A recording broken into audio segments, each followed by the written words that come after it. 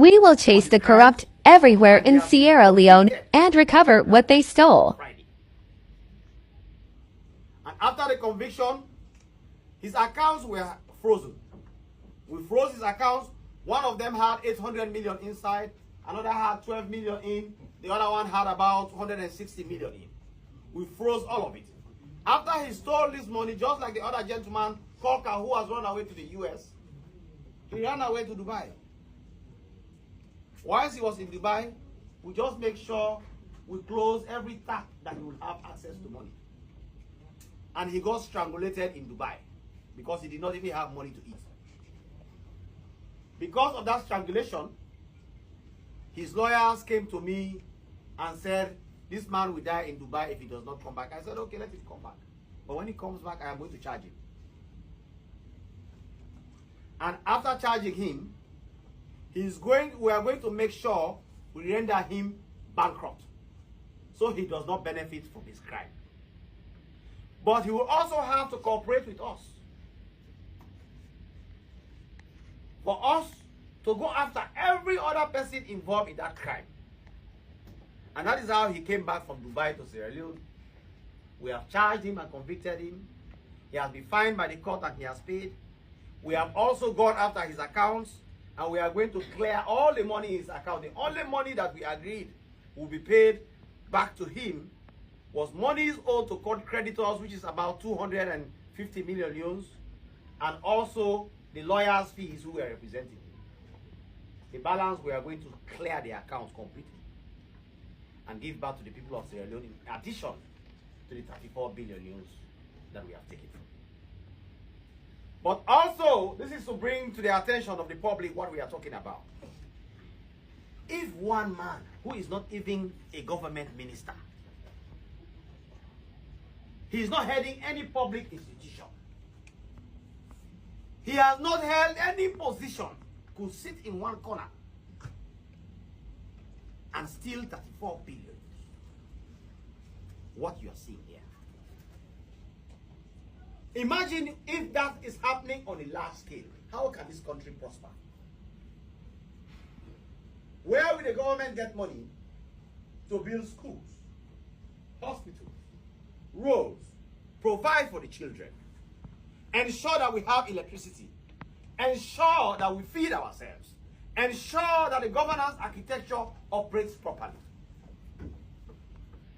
And this is why, from time to time, we have brought things like this to your attention as the public to see what we are talking about, because we are dealing with a country where illiteracy is high. When we say somebody stole 34 billion euros, people don't even understand what that amount that is. This is just a small part of 34 billion euros that one man stole. That is what is on all this table, one man. This Salim Mansare, when he ran away and went to Dubai, we arrested his wife, and his wife came to my office. She sat, a very young woman, got married to this man.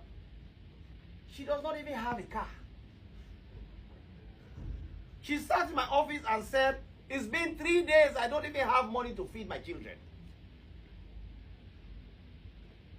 I didn't even know that this man was having access to this amount of money. And I told her one of his accounts that we have now frozen has 800 million euros inside. She was shocked. So you ask yourself, what are these criminals doing with this money that is steal from Sierra Leone if they cannot even feed their own children? It's extreme wickedness.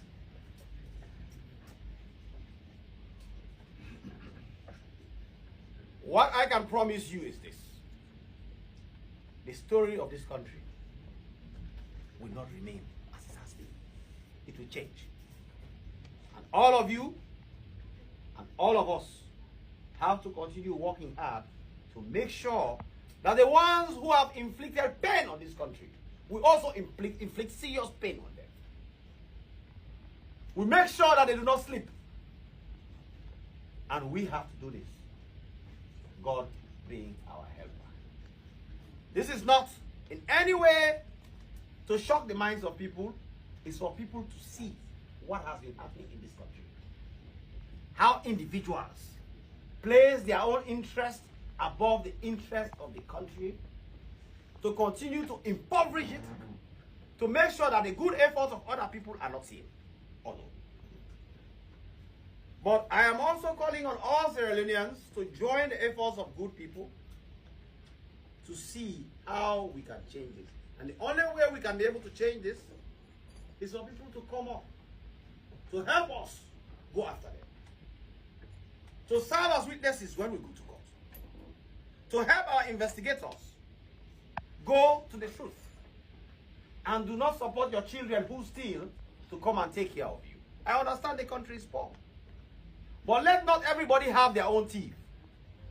Because everybody has his own thief, and we all have our own thief that we protect, there will be a lot of stealing in this country. And the only thing that will happen is that the story of the country will not change. Because thieves will make sure that we don't have good roads, good hospitals, we don't have good schools, our children do not grow in a country that is safe, our policemen, our soldiers are not provided for, our governance architecture is built on poverty, and above all, we are the laughter of the rest of the world. Because they will say we have gold, diamond, bauxite, we have minerals, we have vegetation, we have educated people, all kinds of PhDs exist in this country. Our story is one of those that we should sit down and reflect on. Why are we here? But today, I am showing you why we are here. One man stole 34 billion for himself. Imagine you have 15 of them stealing 34 billion for themselves, and others stealing 10 billion for themselves, others stealing 100 billion for themselves, and all of them are living in air-conditioned houses enjoying themselves. How would we progress? I leave you all to reflect on this as I now invite questions. Thank you very much.